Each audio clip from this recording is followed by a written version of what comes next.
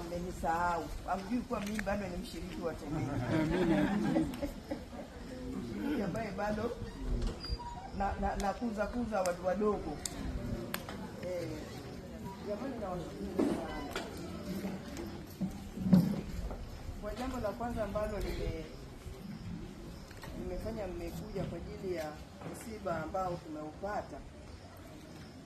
Kwa kweli bado tunamshukuru Mungu kwa sababu hakuna ambacho Mungu hajui, anajua kila kitu. Binti yetu tulikuwa naye hapa, tumekaa naye sio muda mrefu, lakini wiki ile ambapo ametoka tu hapa, amekwenda Moshi ya kumaliza siku 10. Ndipo tukapigiwa simu kuwa amelala. Alianguka bafuni, akajigonga, basi amelala. Kwa kifupi nilikuwa ni hakuugua na ametoka hapa, na mwambia umependeza, unaenda naye kanisani na mwangazi. Yaani mtu anapomsikia mtoto wake. Na alipokuja alijaribu kuzunguka kwa ndugu, akawa anaambia namshukuru Mungu sana. Wafanyakazi nilimwita nikamwambia kwenye shule ni huyu.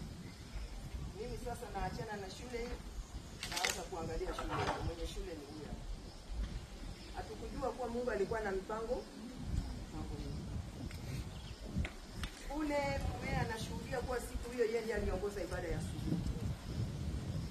Na fungu lake lilikuwa msifadhaiki jioni. Nyumbani mwa babangu mna makao mengi. Alipomaliza nenda akanywa chai na mumewe, ndio akaondoka baada ya masaa mawili. Sio mtu tena, alikuwa ni marehemu.